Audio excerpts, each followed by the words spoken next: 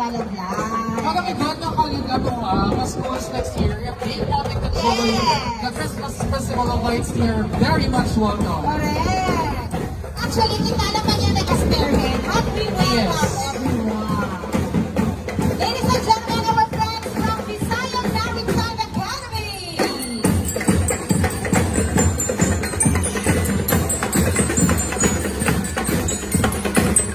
Wala, may kanyang sila kawalingon sa banda.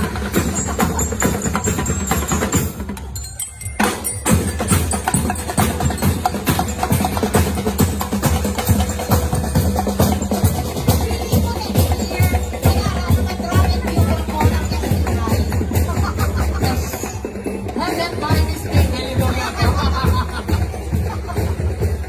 And of course, the students, the ROTC officers from VMA as well.